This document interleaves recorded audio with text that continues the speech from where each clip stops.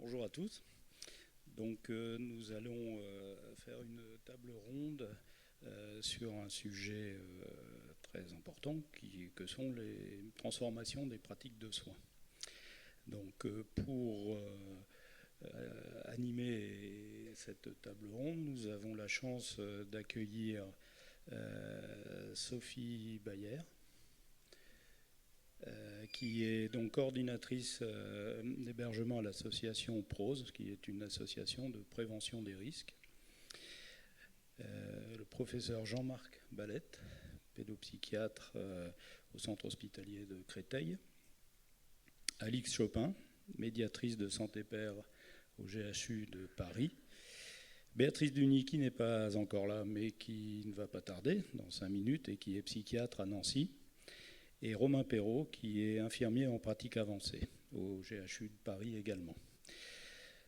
Pour intervenir et animer cette table ronde, Philippe Guérard, qui est président d'Advocacy France, et moi-même, donc Bruno Loda, architecte. Donc nous allons organiser la table ronde en 2 parties, avec 2 questions différentes. Chaque intervenant parlera sur les 2 questions et une petite conclusion avant un échange dynamique avec la salle. Philippe, je te laisse poser la première question peut-être. Donc,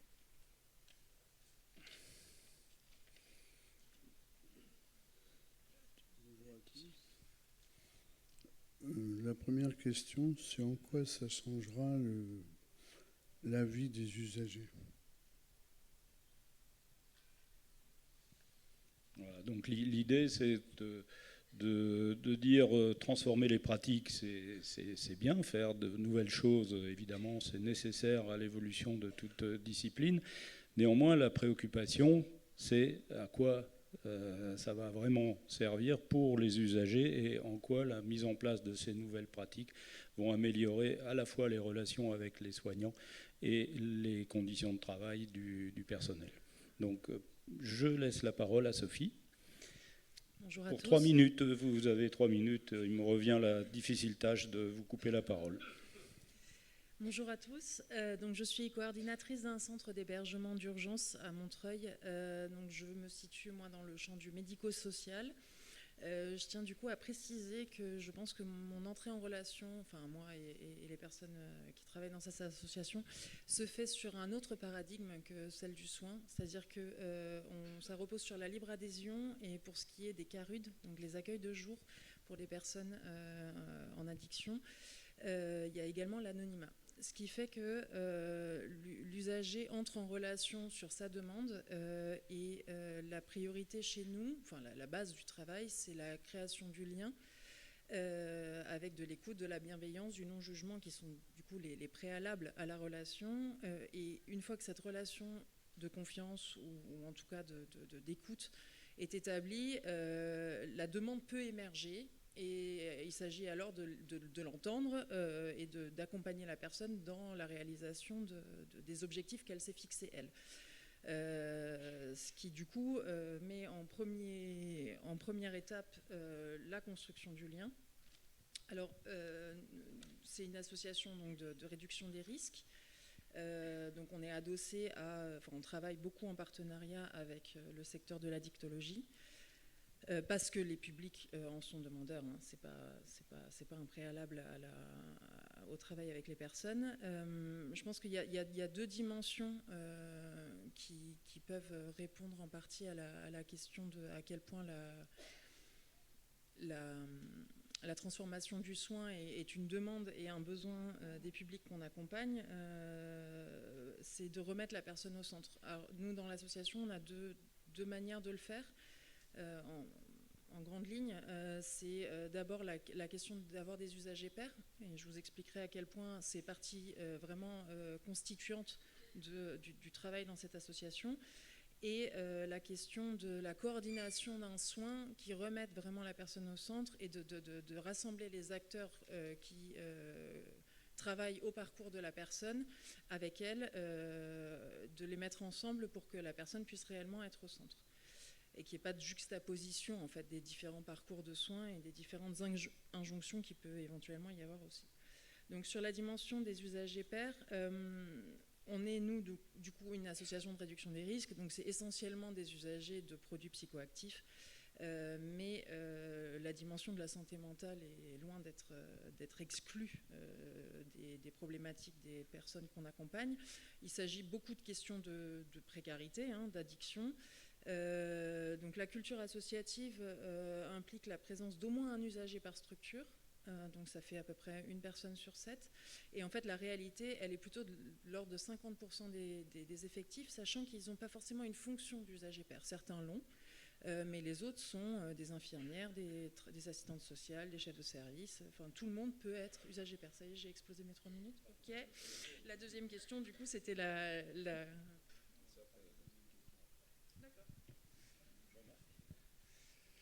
Oui, alors merci beaucoup pour votre invitation. Alors ça me fait très plaisir. Je prends ça comme étant jeune et porteur de mutation. J'ai beaucoup aimé votre introduction, Déborah et Anna. J'ai trouvé ça super, non seulement par le ton, mais aussi par, je ne vais pas faire une explication de texte, mais par la profondeur de ce qui a été abordé, à savoir la contextualisation. C'est-à-dire que ces deux personnes qui parlent sur une scène en ouverture d'un congrès, en jouant avec le côté inapproprié du contexte, introduit directement sur les théories systémiques, c'est-à-dire qu'effectivement, il n'y a pas de lien sans contexte, et la maîtrise du contexte, y compris les vêtements, mais toutes les choses qu'on est capable de construire ensemble, modifie profondément la nature des liens qu'on construit. Et deuxièmement, dans ce même petit sketch, l'introduction de la mise en perspective historique, qui est aussi le fait que c'est toujours un peu dangereux quand on dit on est jeune, on est innovant. Donc ça me rappelle ma jeunesse. Donc on peut jouer au vieux con ou au contraire aux jeunes innovants, et puis c'est pas toujours celui qu'on croit. Donc merci pour aussi cette richesse de reposer cette question, y compris dans une perspective historique. Donc on a 3 minutes. Alors pour ne pas être trop long, je vais juste vous raconter l'histoire de ce qu'on a mis en place. Ça s'appelle la classe des familles. C'est dans une école de Bonneuil, en Val-de-Marne, dans une zone très déshéritée. Et l'Éducation nationale repère des enfants classés hautement perturbateurs. Donc c'est comme ça qu'on les appelle. Nous, on respecte complètement la façon dont les partenaires s'adressent à nous.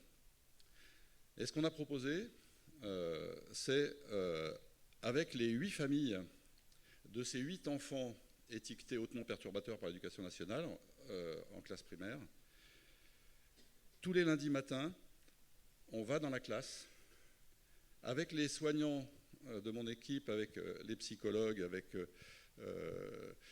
la médiatrice de santé père, avec les éducateurs, avec les enseignants, avec donc tous les psys, avec les familles. On se met au fond de la classe et pendant une demi-heure, on assiste à la maîtresse qui fait sa leçon aux enfants réputés hautement perturbateurs. Et ensuite, pendant toute la matinée, avec toutes les familles, avec les enseignants, avec les psys, on va travailler sur ce que c'est qu'apprendre. Qu'est-ce que c'est que l'attention, comment on apprend des autres, comment on invente des trucs. Il y a la famille d'un enfant qui se met avec l'enfant d'une autre famille, qui prépare un petit spectacle de marionnettes, un autre enfant qui prend la caméra, qui peut filmer en vidéo. Et pendant toute la matinée, pendant 6 lundis matin, pendant 3 heures, on travaille avec ces familles. Alors je peux vous dire que toutes les familles étaient présentes. C'est des gens parfois dans des conditions de précarité incroyables, des gens, des papas qui travaillaient la nuit et qui venaient pour être présents. Et je peux aussi vous dire que le plus dur, c'était presque pour les psys et les enseignants plus que pour les familles. Et plein de familles nous ont dit, c'est incroyable, on a redécouvert toute la force qu'on pouvait construire autour de nos enfants, nous qui croyons que nos enfants, on voulait les écarter de l'école. La suite, plus tard. Merci pour cette exemple très, très riche, très intéressant. Je voudrais rebondir effectivement sur ce qui a été dit en introduction et cette question en quoi la transformation des pratiques répond aux attentes des usagers. Moi, je suis donc médiatrice de santé père ou père aidante, et souvent on me dit le simple fait que vous soyez dans les services de psychiatrie, qu'on recrute des pères aidants dans les services de psychiatrie, est une preuve de transformation. Effectivement, j'ai la chance d'être du bon côté de la psychiatrie qui a le vent en poupe, la père aidant c'est très, très à la mode. Et au début, quand j'ai été recrutée et qu'on me disait ça, je me disais oui, bon, ok, être recruté, c'est déjà une preuve de transformation, mais pour moi, c'était que le début. Ensuite, il y a tout ce qu'on va faire, tout ce qu'on va faire évoluer dans les pratiques. Et je me suis petit à petit rendu compte que quand on tient ce discours de le simple fait que vous soyez recruté est une preuve de transformation, il y a en filigrane l'idée que c'est le début, mais c'est aussi un peu la fin. Et ça peut contenir l'idée que, voilà, recruter un père aidant, c'est un aboutissement en soi, c'est une preuve de transformation. Et voilà, on a notre père aidant, on a coché la case. J'ai une consoeur qui dit, alors moi je fais mon truc complètement dans mon coin, j'ai beaucoup de mal à m'intégrer dans l'équipe, je me sens pas très insérée. Et puis quelques fois par an, on me sort. Et moi, effectivement, je ressens aussi ce côté, de temps en temps, on me sort. De temps en temps, on me dit, voilà, alors il y a une visite institutionnelle, protocolaire, XY, et alors là, on est très content d'avoir une père aidante, mais alors, décrire ce qu'elle fait et en quoi elle transforme les pratiques, on sèche. Voilà, donc, juste pour dire que cette idée de père aidance, alors, enfin, je suis ravie que la père aidance ait autant le vent en poupe, mais c'est que le début de recruter un père aidant. Ensuite, il faut lui donner toute la place pour qu'il transforme les pratiques. Et en soi, recruter un père aidant n'est pas une transformation.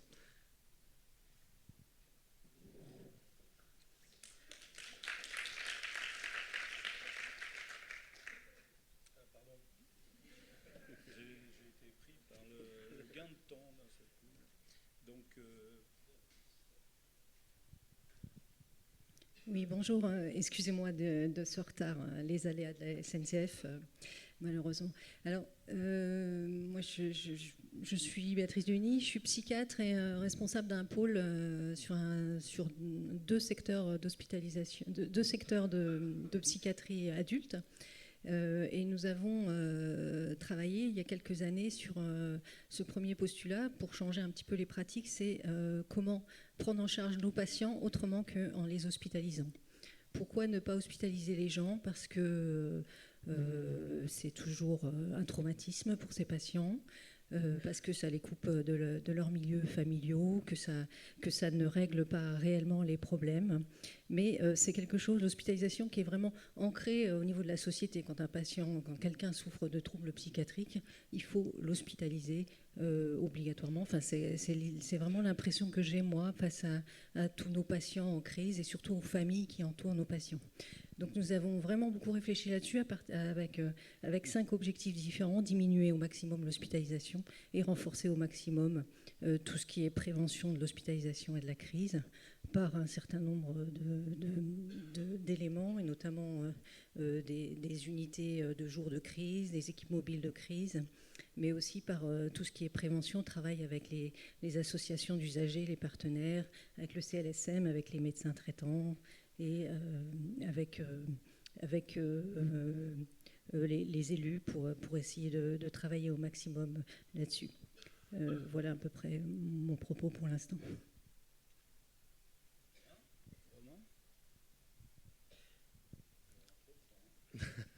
Non, on va reprendre le temps. Bonjour à toutes et bonjour à tous. Moi, je suis Romain Perrault, je suis infirmier en pratique avancée.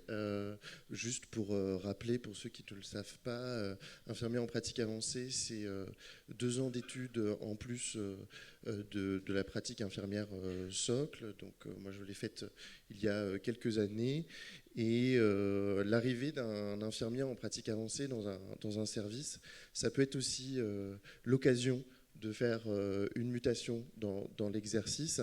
Alors je me retrouve beaucoup dans ce que peut dire dans ce que peut dire Alix, parce qu'en effet, un infirmier en pratique avancée, ça fait aussi très bien sur la plaquette du service. Après, qu'est-ce qu'on en fait et qu'est-ce qu'on lui propose comme exercice. Donc je remercie l'Association nationale française des IPA de m'avoir proposé de parler de mon expérience. Donc moi je travaille depuis plusieurs années aux urgences psychiatriques sur le site de l'hôpital Sainte-Anne, le CPOA. Mon projet professionnel était de devenir IPA. Et on m'a dit, attendez, IPA, pas aux urgences, quoi. Non, on va pas faire ça. Je pars quand même en formation avec un soutien médical essentiellement. Donc pendant 2 ans, on mûrit un peu un projet et semé de doutes, de difficultés institutionnelles, de demandes de communication, d'incompréhension parfois même. Et là, depuis 2 ans, je travaille au sein des urgences. Alors, je ne fais plus de l'accueil des urgences comme je le faisais auparavant en tant qu'infirmier, mais maintenant, je fais une consultation post-urgence de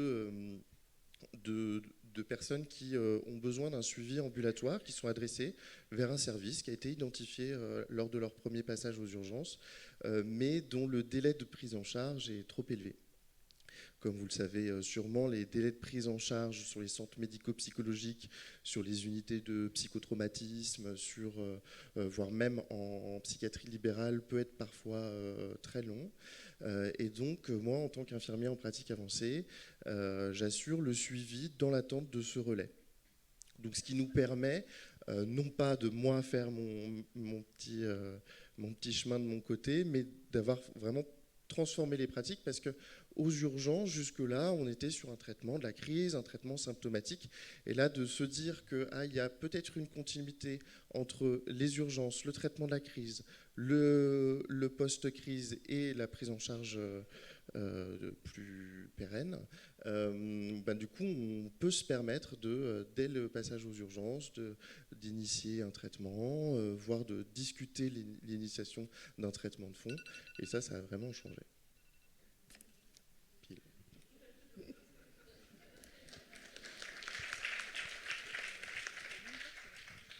Bien, donc après cette première question qui va nous laisser un petit peu de temps pour développer la suite, j'avais envie de vous poser la question du cadre dans lequel vous pouvez évoluer et effectuer vos nouvelles pratiques. Toute action nécessite un cadre. On ne peut pas faire quoi que ce soit si on n'est pas quelque part. Donc on est obligatoirement ancré dans un lieu et a priori, plus ce lieu est adapté, plus les actions qui y sont menées sont efficientes. Donc, en fonction de chacune de vos interventions, vous intervenez dans des lieux qui sont existants ou la question qui m'intéresse et qui, j'espère, intéressera tout le monde, c'est de savoir si vous avez besoin de lieux spécifiques ou si vous pouvez vous insérer dans à la fois des pratiques existantes et des lieux existants de façon à pouvoir obtenir le meilleur des résultats. Alors, oui, on fait péter l'ordre, c'est pas grave. Non, c'est bon. Vas-y. Oui, lorsque nous avons décidé de diminuer au maximum les hospitalisations et de prendre en charge nos patients autrement, effectivement, nous avons été suivis par notre direction quand on a rédigé tout ce projet médico-soignant. C'était vraiment un travail pluriprofessionnel. Et donc, nous avons diminué nos lits. On est passé de 84 lits à 30 lits en tout pour 2 secteurs de psychiatrie. L'idée n'étant absolument pas de faire des économies, absolument pas, et de renforcer tous les moyens autrement par ailleurs. Et donc, nous sommes passés sur 2 unités de 15 lits d'hospitalisation.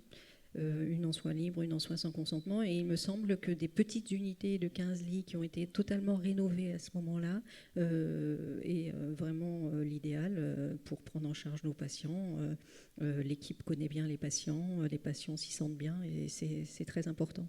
Par ailleurs, toutes les autres unités aussi ont été rénovées dans ce cadre. Et nous avons créé une unité de jour qui s'appelle l'unité Séraphine, qui est une unité d'accueil de crise totalement alternative à l'hospitalisation temps plein et qui nécessite des locaux adaptés puisque nous recevons la journée des patients en crise, vraiment qui normalement seraient hospitalisés, voire hospitalisés en soins sans consentement. Donc il nous faut de la place pour les locaux, il nous faut des ateliers pour que les patients puissent s'exprimer en atelier, il nous faut des bureaux pour qu'ils soient pris en charge et qu'on puisse les voir en entretien tous les jours.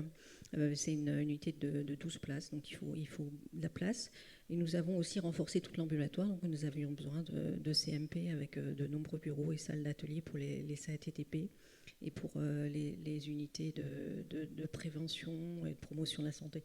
Alors, bien sûr, le pôle, il sort aussi beaucoup à l'extérieur, il va vers, il y a des équipes mobiles, on va vers les élus, on va vers les médecins, mais je pense que c'est très important d'avoir des locaux adaptés, agréables, pour pouvoir accueillir nos patients.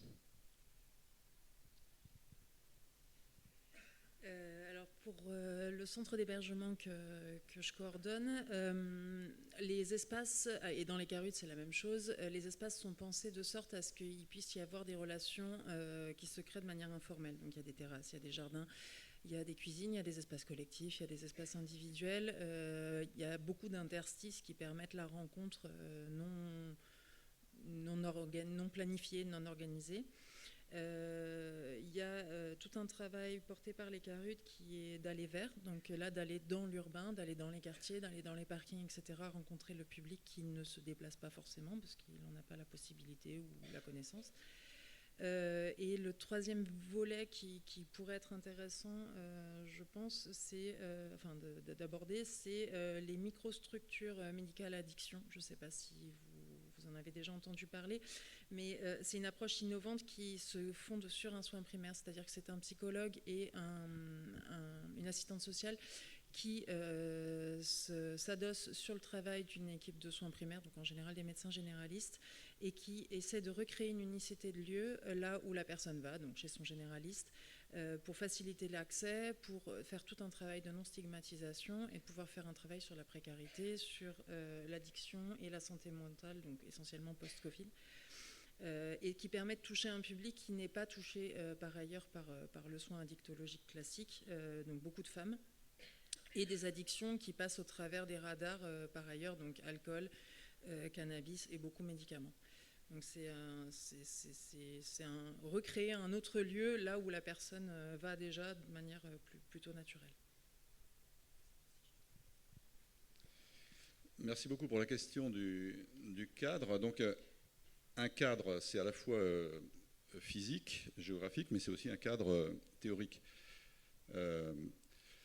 Donc nous, on pratique ce qu'on appelle la pédopsychiatrie écosystémique. Éco comme écologique et systémique comme système. C'est-à-dire qu'un enfant évolue dans des systèmes relationnels, au premier rang desquels la famille, son école, ses éducateurs, l'ASE, la justice, son quartier, son club de foot, son église, etc. Donc un enfant est pris dans ces systèmes-là et c'est un choix non seulement de dispositif, mais un choix éthique de respecter l'engagement de l'enfant dans son système relationnel. Et il y a véritablement un choix de méthodologie, mais aussi un choix éthique. Et on pourrait discuter longuement, en dehors de ce cadre, sur les valeurs du soin et de la santé sous-jacentes au choix qu'on fait. C'est-à-dire que si prévaut une dynamique individuelle, et tout le système médical est construit sur l'individu porteur de sa maladie. Et tout à l'heure, Déborah et Anna, quand vous disiez « d'accord, il n'y a pas que ça », je suis prêt à en discuter. Comment ça, il n'y a pas que ça? C'est-à-dire que le fait de dire que le patient est porteur de sa maladie, c'est un choix historique et épistémologique. Et on pourrait très bien dire que la maladie, elle est dans les systèmes relationnels qui sont autour de l'enfant, et on le sait en pédopsychiatrie. Donc quand on fait des choix d'intervention, c'est ce qu'on a fait avec les unités mobiles, ce qu'on fait avec la maison de l'enfant et de la famille qu'on a inaugurée la semaine dernière à Créteil, on fait un choix résolument méthodologique, mais aussi éthique, dont on peut discuter, sur le fait que les interventions vont être des interventions où, modestement, je dirais, les psychiatres, surtout à l'heure où il y en a de moins en moins, et on peut discuter leur rôle propre, vont sans doute être beaucoup plus efficaces et beaucoup plus puissants en potentialisant les systèmes relationnels existants de l'enfant. Je partage à 100% ce que vous avez dit sur l'hospitalisation. Le choix de l'hospitalisation, c'est isoler un patient pendant X semaines et achever de le couper de son système relationnel. Quand c'est indispensable, qu'il est en danger de mourir parce qu'il est dans un état psychotique aigu, ou qu'il faut le protéger, qu'il n'a aucune autre... D'accord, mais ça doit rester des exceptions. Et à mon avis, on doit enseigner le fait qu'on fait des choix épistémologiques, on fait des choix, et c'est des choix de soins et c'est des choix d'enseignement. Donc parmi les projets qu'on a, donc, nous on a construit cette maison de l'enfant et de la famille où vous êtes, pour répondre à votre question, les bienvenus, où il y a à la fois des usagers, à la fois des équipes de soins et à la fois des équipes de recherche, aussi bien en neurosciences qu'en sciences humaines. Et on propose en termes d'enseignement de la médecine narrative, qui est une façon d'inscrire l'ensemble des partenaires du soin, usagers, soignants, chercheurs, dans une perspective historique et culturelle. On fait rentrer la littérature dans l'hôpital, je trouve ça absolument formidable. On a proposé des rencontres étudiants-citoyens pour que des étudiants de différentes spécialités, philosophes, psychologues, médecins, juristes, etc., se rencontrent autour de situations éthiques complexes. Et puis, j'aimerais bien développer encore, s'il y a des personnes qui s'intéressent, un enseignement aux internes par les familles. C'est-à-dire que ce soit ce qu'on avait pu créer à Caen, c'était les différentes situations. C'est-à-dire qu'il y a véritablement un choix théorique qui est de dire l'objet de notre intervention, ce n'est pas l'individu, c'est la situation en souffrance, et à la maison de l'enfant et de la famille. C'est une situation en souffrance qui vient rencontrer un certain nombre de professionnels, et les usagers sont acteurs d'un projet de soins qu'ils vont co-construire avec les ressources qui sont présentes. Et moi, il n'y a rien que j'aime plus que un chercheur et une famille qui se retrouvent devant la machine à café pour discuter d'une hypothèse.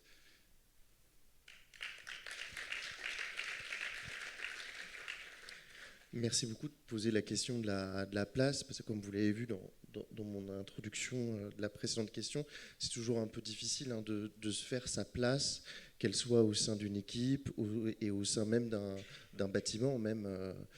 Donc je répondrai en 2 points là-dessus. C'est que intégrer un IPA à une équipe, eh bien, il y a des modèles qui existent à l'international, notamment le modèle PEPA, qui permet justement de se baser sur les besoins. Un IPA, c'est pas juste un nom sur une plaquette, c'est pas juste des paillettes sur un tableau, c'est aussi répondre à des besoins qui jusque-là n'étaient pas complètement satisfaits, et avec des compétences supplémentaires, avec aussi un aspect, et c'est très bien d'en parler, de recherche, mais aussi d'enseignement, de communication, etc., permettre de changer ces pratiques-là. Et la place physique dans un service, bah oui, quand on accueille un professionnel supplémentaire ou une activité supplémentaire dans un service, il faut savoir où on peut la réaliser. Moi j'ai de la chance, au bout de 2 ans, là, je crois qu'aujourd'hui je vais avoir, puisqu'on déménage, enfin un endroit attitré pour faire mes consultations post-urgence. Ça a mis 2 ans, ça prend du temps, mais c'est une très très bonne chose. Et je pense que ça, c'est l'affaire de toutes et tous. Dès qu'il y a un projet comme ça d'implantation d'un infirmier en pratique avancée dans un service, eh bien, il faut que chacun, à la mesure de son périmètre, puisse réfléchir sur comment est-ce qu'on va organiser l'activité, qu'elle soit dans la place physique ou même au sein même de l'équipe. Et donc c'est l'affaire de tous. Donc ça finit par bien se passer. Il y a notre association, l'Amphipa, qui a fait une enquête qui sera bientôt publiée. Globalement, je vous donne un petit spoiler sur la satisfaction globale. Les IPA sont plutôt satisfaits de leur exercice, et c'est une très bonne chose. Merci. Oui, pour la pérédance aussi, je dirais que la question de l'espace, à la fois au sens physique et au sens symbolique, elle est absolument centrale. Il me semble que Aujourd'hui, compte tenu des tensions que j'ai évoquées, qui travaillent la professionnalisation de la pérédance, donc le recrutement de pérédants professionnels dans des lieux de soins et des lieux médico-sociaux, on risque deux écueils. L'un, ce serait que la pérédance reste dans son coin, comme disait ma consoeur, que ça reste une sorte d'adjonction, d'add-on, diraient les anglo-saxons, qui échoue à transformer les pratiques, qui est juste un ajout. Et l'autre, ce serait que les pères aidants soient vus comme une sorte de chevaux de Troie qui arrivent dans les services et qui vont tout chambouler, tout révolutionner, mais sans participation du service. Et on peut avoir un peu cette image de perturbateur, de justicier qui allons dénoncer les mauvaises pratiques, ce qui peut créer des relations un peu conflictuelles.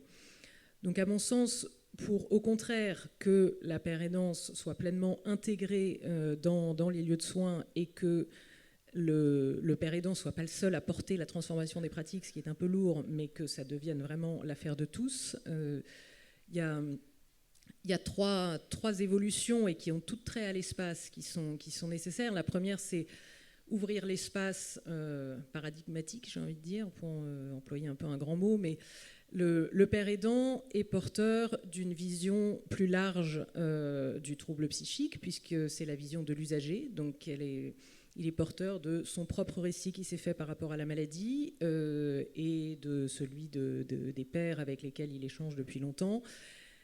Et cette expérience de la maladie, elle est, aux surprises, assez éloignée du schéma médical, du staging de la psychose ou de je ne sais quel modèle sur papier glacé ou sur PowerPoint.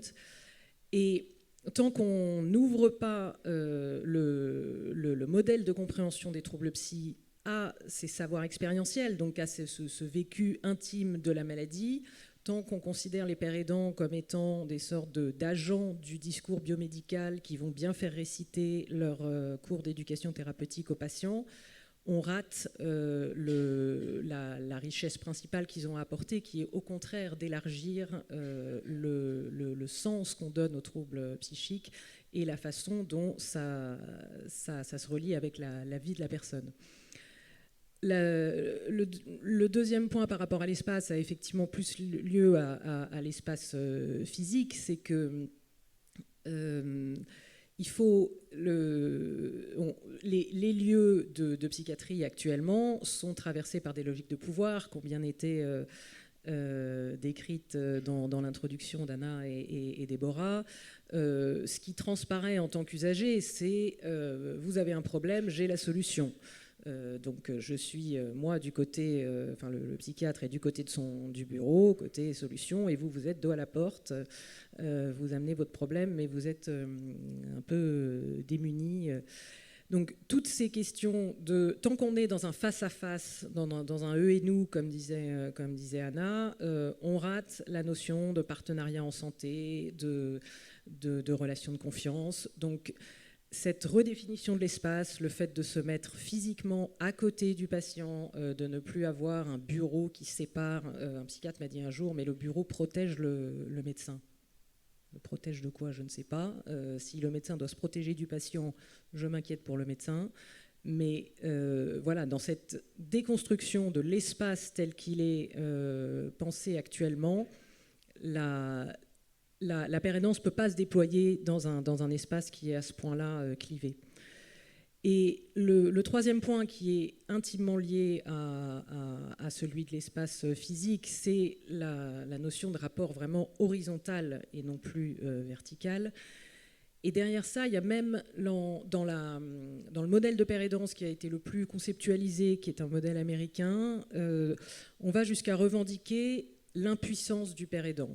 Le fait que le père aidant accepte qu'il ne détient pas la solution, que c'est la personne, en tant qu'experte de son trouble, qui détient quelque part la solution et qu'on est juste là pour l'accompagner au long de son chemin, mais que c'est certainement pas nous qui allons lui donner des solutions, des conseils. Et dans cette conception, on interprète les pratiques restrictives de liberté, qui sont parfois imposées par certains soignants non-pairs, comme étant justement la traduction du refus de cette impuissance, de se dire en fait face à une personne dans une souffrance très aiguë, dont l'incarnation la plus caractéristique est la crise suicidaire, crise psychotique, je me sens impuissant. Or, en tant que soignant, je n'accepte pas l'impuissance, c'est totalement contraire à tout ce qu'on m'a enseigné. Et donc, pour retrouver ma puissance, je passe outre l'autonomie de la personne, je fais à sa place, je décide ce qui est bon pour elle. Donc cette question de retrouver un rapport d'humilité, de se dire finalement l'expert c'est la personne et moi, soignant, père ou non père, je suis là pour faciliter. C'est essentiel pour permettre un déploiement équilibré de la pérénance au sein des institutions de soins.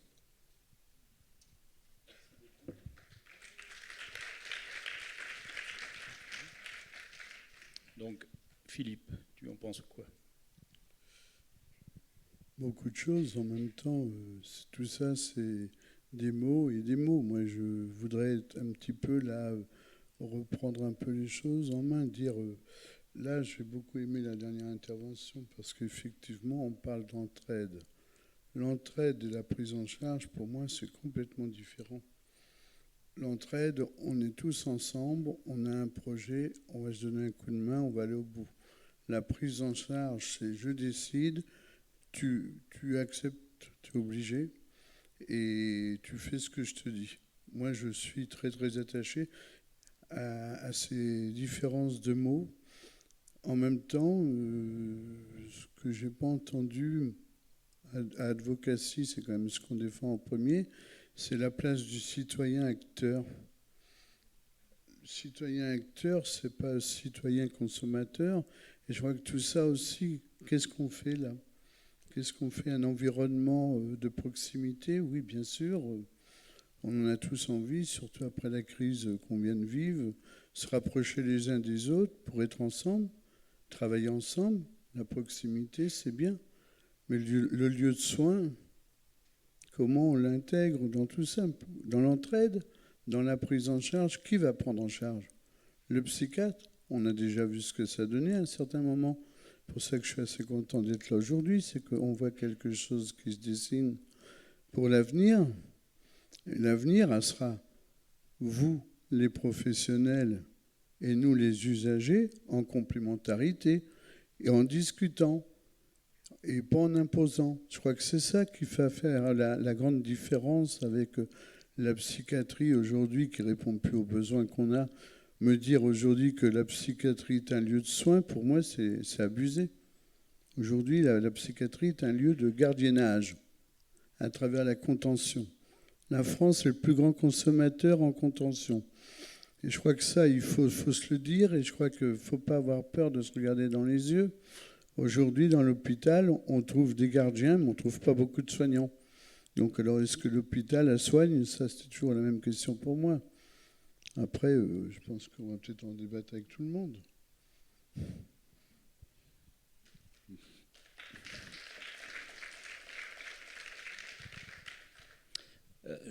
Juste avant de donner la parole à la salle, je voulais revenir sur cette histoire de lieu, de cadre dans lequel la psychiatrie doit évoluer ou dans l'absence de cadre dans lequel elle doit exister. Les nouvelles pratiques se bâtissent souvent sur les cendres des anciennes et peut-être que les nouveaux lieux de la psychiatrie doivent se construire sur les cendres des bâtiments qui vont être obsolètes, puisque ce que je retiens des différentes interventions, c'est que l'idée, c'est le préalable à ces nouvelles pratiques, c'est la diminution de l'hospitalisation.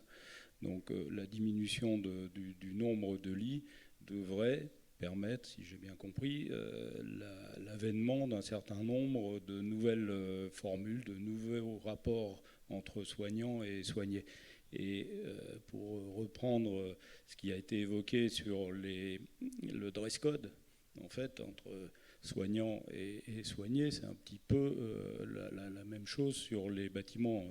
Un psychiatre doit-il ressembler à un psychiatre, un usager à un usager, un bâtiment à un hôpital psychiatrique? Sans doute pas. Donc la question de ces nouvelles pratiques, en fait, est très, très vaste. Elle concerne évidemment votre cœur de métier, mais elle ne peut pas être distinguée des lieux dans lesquels elle se fait, ni des nouveaux rapports qu'elle va induire entre les différents acteurs.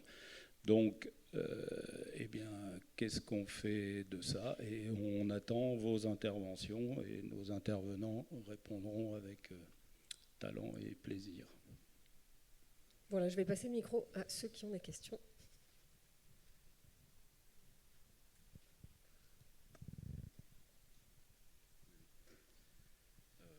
Bonjour, moi je suis aide-soignant donc dans un SAMSA.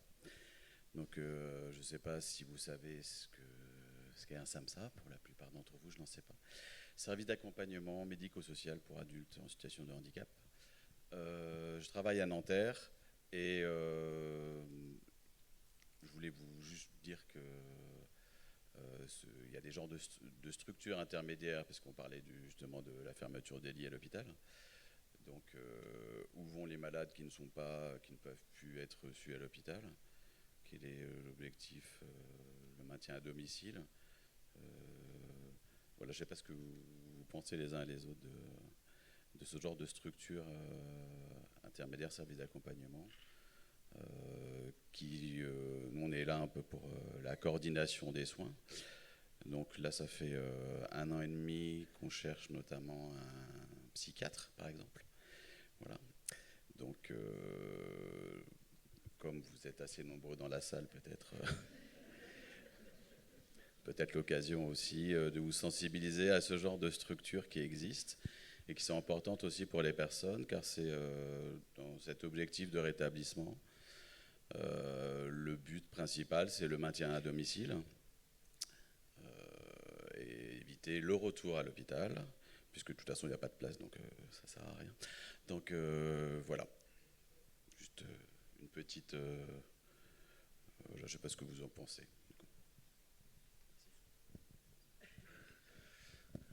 Moi, je veux bien aussi passer des petites annonces. Non, je plaisante. Vous avez raison. Alors, moi, je trouve que évidemment, quand on dit qu'il faut diminuer les lits, ça veut dire qu'il faut mettre l'argent qui était sur les lits dans des structures ambulatoires. Je pense qu'il y a un certain nombre de décideurs qui ont mal compris. Ils ont cru que diminuer les lits, ça voulait dire supprimer l'argent. Donc, on a un appauvrissement actuellement considérable. Je me réjouis des annonces de Franck Bellivier, mais on est encore très en deçà de nos besoins. Peut-être sur le plan théorique, je pourrais partager avec vous moi, une représentation que j'ai par rapport à cette question des lieux de soins.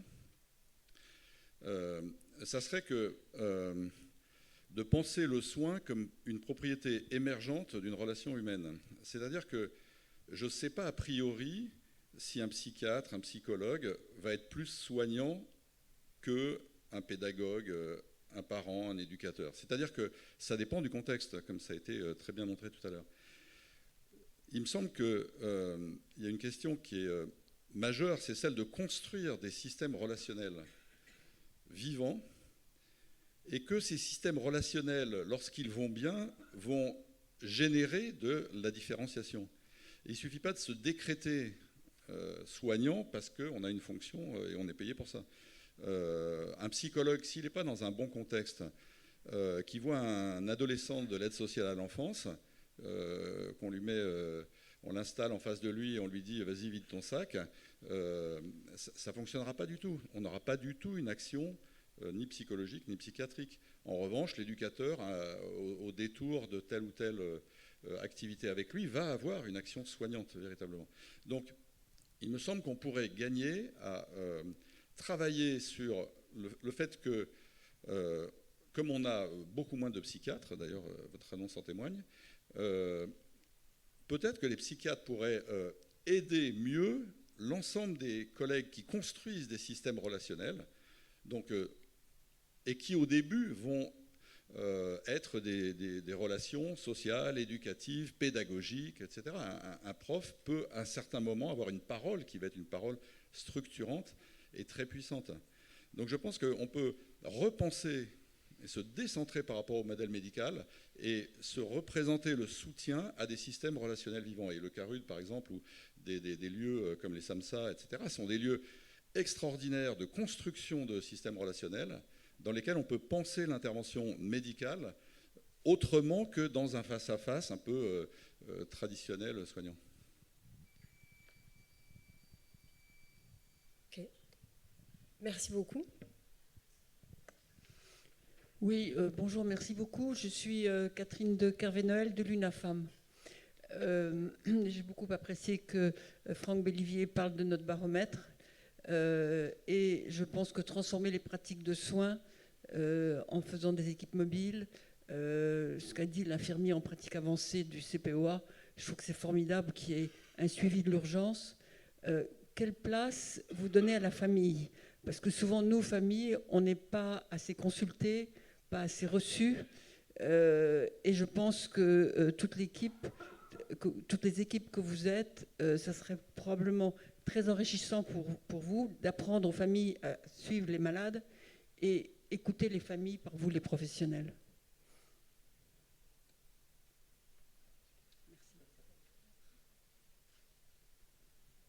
Je vais répondre assez rapidement. Donc dans le service, en tout cas, on a des consultations famille sans patient dont je ne fais pas partie en tant qu'infirmier en pratique avancée. Moi-même, j'ai une population, je prends en charge une population qui sont essentiellement des réfugiés. Donc, j'ai des familles qui sont plutôt lointaines du quotidien des personnes que je reçois. Mais bien sûr que dans l'idée d'avoir une consultation peut-être plus longue, en tout cas, l'idée d'avoir une prise en charge un peu plus globale que voilà, des rendez-vous toutes les 10 minutes, etc. Moi, je prends 1 heure par personne que je reçois pour essayer de faire le point, même si je n'ai pas l'occasion d'avoir la famille au téléphone, car très lointaine. J'aimerais bien les avoir, et les quelques personnes qui ont de la famille en France, j'essaye de les intégrer au possible.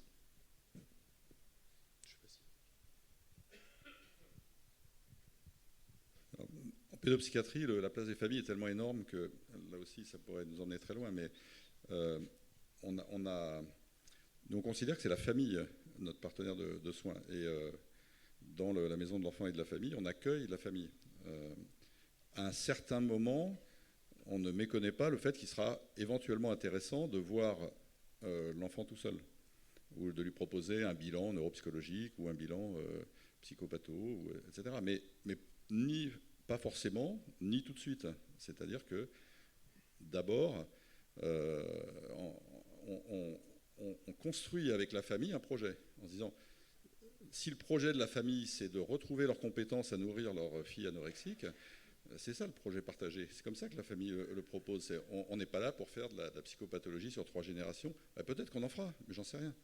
Mais on va construire un chemin ensemble et on va avancer. Et l'axe des soins va être des rendez-vous familiaux rapprochés au départ, aussi souvent qu'il faut. Et si la jeune fille est en danger, elle va voir un pédiatre, elle va voir la nutritionniste, elle va voir, et l'hôpital de jour va se construire sur ce projet partagé avec la famille. Dans l'autisme, par exemple, on se rend compte que des méthodes très structurées sont moins efficaces que des méthodes comme le pacte, qui est une méthode d'éducation respectueuse du style parental et familial. C'est-à-dire qu'effectivement, en fonction de chaque famille, avec du vidéo feedback, on va travailler sur les interactions et partager ensemble, tiens, qu'est-ce qui se passe? L'enfant, à ce moment-là, il est disponible, il ne l'est pas. Ah si, il y a eu un échange de regards, comment vous expliquez ça? Ah ben oui, et on partage nos hypothèses avec la famille.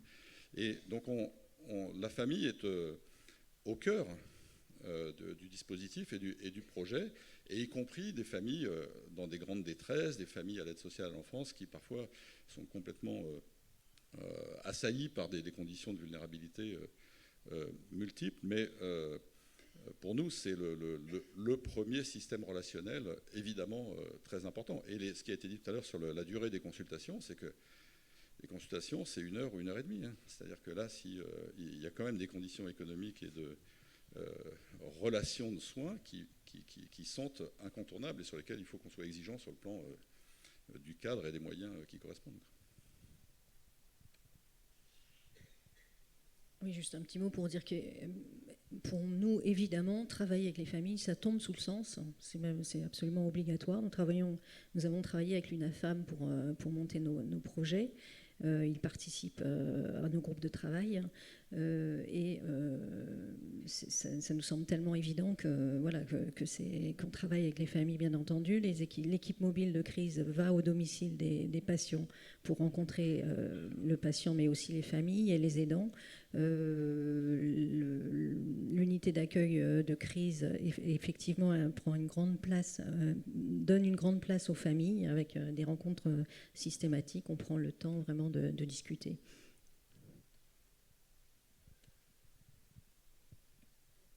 Une autre question? Ouais. Oui, bonjour, merci beaucoup. Moi, je suis psychiatre dans un centre de réhab à Montpellier. J'avais une question pour Madame Chopin. Est-ce que, je voulais avoir votre avis, est-ce que vous pensez vraiment que pour de vrai, en France à l'heure actuelle, on a vraiment envie d'aller vers les médiateurs de santé pair? Quand je veux dire pour de vrai, si on parlait d'espace, on a l'impression qu'on se satisfait d'un truc un peu édulcoré, on réduit juste le médiateur de santé pair, soit à être là, soit juste un savoir expérientiel.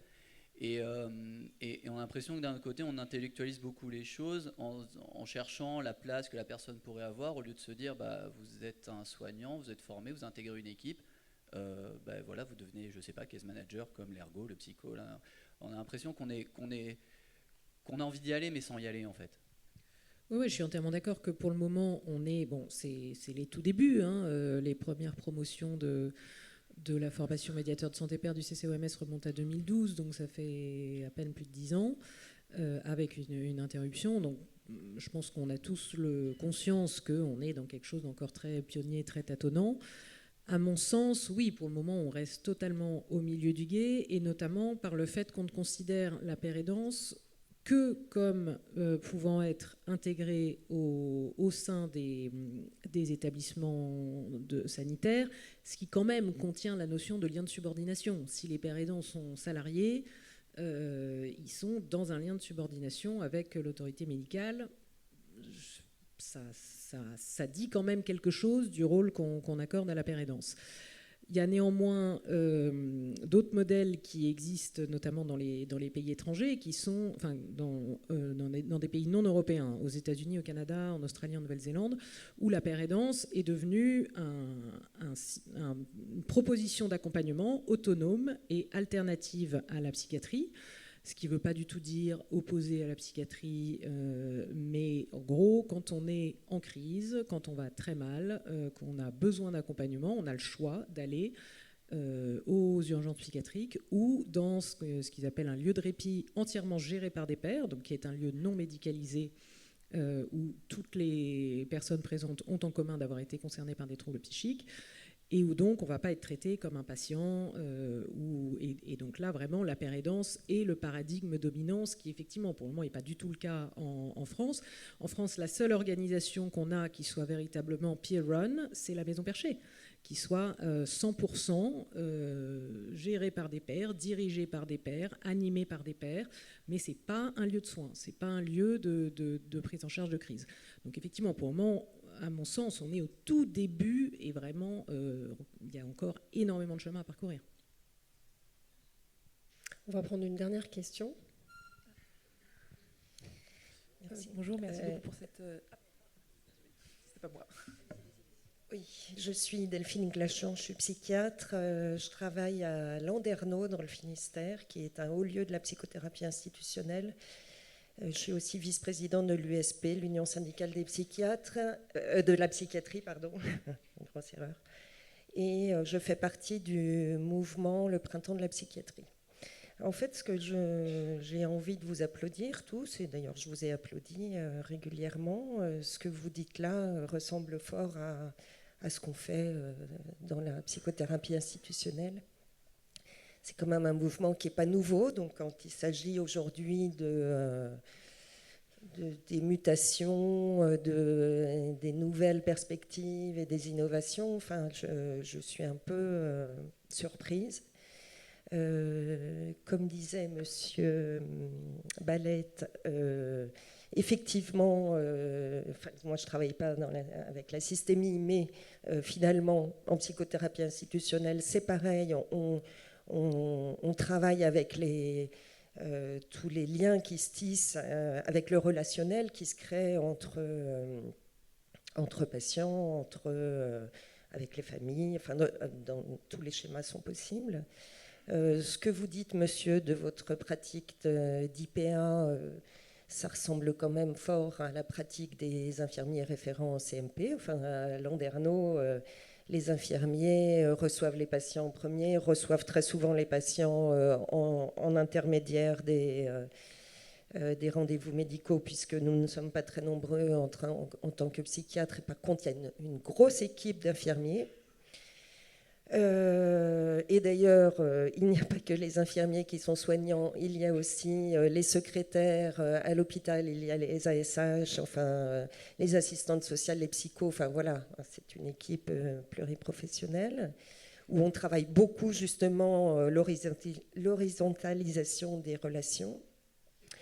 Enfin bon, finalement, je me dis, c'est pas tellement, enfin, je sais pas s'il n'y a pas de question, c'est juste de faire un constat qu'il s'est passé à la sortie de la guerre, il est né ce mouvement de psychothérapie institutionnelle, ce qui est revendiqué maintenant avec des nouveaux mots, des nouveaux statuts peut-être, ça y ressemble fort, et finalement, on ne se parle pas beaucoup. Et qu'est-ce qui s'est passé entre les deux politiquement pour que tout ça s'effondre. Et alors, les tenants de la psychothérapie institutionnelle, il y en a beaucoup dans le printemps de la psychiatrie, se sentent un peu traités comme des vieux cons, alors que finalement on fait des choses assez proches. C'est dommage qu'on ne se parle pas plus. Mais ce qui s'est passé politiquement entre deux, enfin, il y a eu quand même toute l'arrivée de la psychiatrie biologique par les États-Unis, il y a eu aussi, dans laquelle est le comportementalisme, dans laquelle les professeurs, enfin la psychiatrie universitaire s'est jetée. Il y a eu aussi les réductions de budget de la psychiatrie, enfin, voilà, enfin, en tout cas, mon propos, ça serait surtout qu'on essaye de se rejoindre un petit peu sur les tenants de la psychothérapie institutionnelle et les plus jeunes, enfin les plus jeunes ou les pas jeunes d'ailleurs, on s'en fiche, mais voilà, c'est une nouvelle façon de faire de la psychiatrie. Les rapports de domination en psychiatrie, ça a toujours existé et ça doit se travailler tout le temps, tous les jours. C'est une préoccupation qu'on doit avoir en permanence. Bon, voilà, j'ai terminé.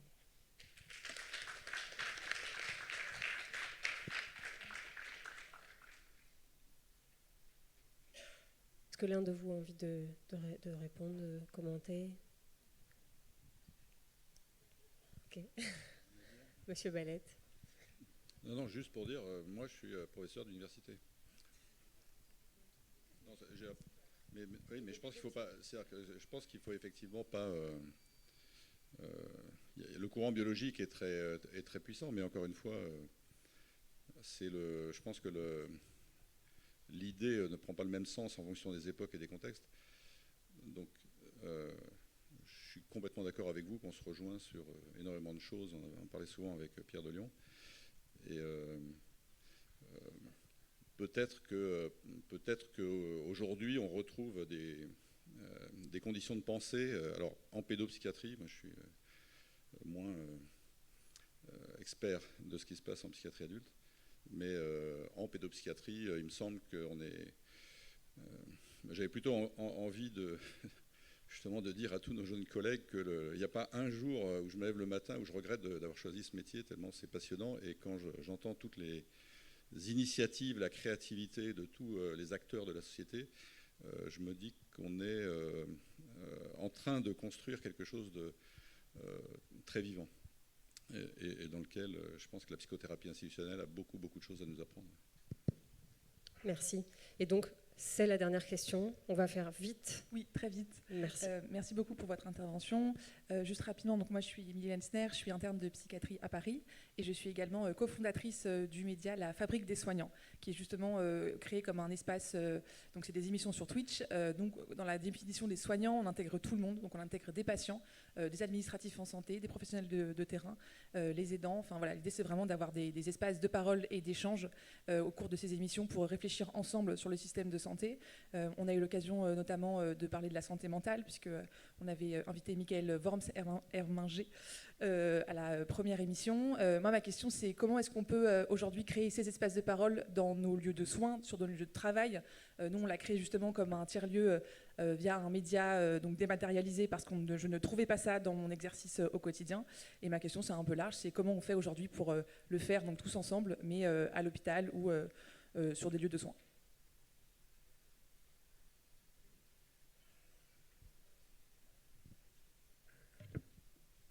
Je crois qu'il y a une partie de la réponse qui a été donnée dans l'introduction autour d'un café. On ne va pas rajouter des réunions aux réunions, mais je trouve que justement, blague à part, ces temps d'échange là sont extrêmement importants et on a notre rôle toutes et tous pour les créer, et surtout en interprofessionnalité. L'hôpital est souvent assez clivé. Les médecins d'un côté, les infirmiers de l'autre, les administratifs dans un autre. Enfin, le fait d'avoir des moments vraiment informels de réflexion autour des pratiques au quotidien permettra peut-être de créer quelque chose, et en tout cas d'amorcer la réflexion. Eh bien, merci à vous tous, merci aux intervenants, et rendez-vous à la prochaine table ronde.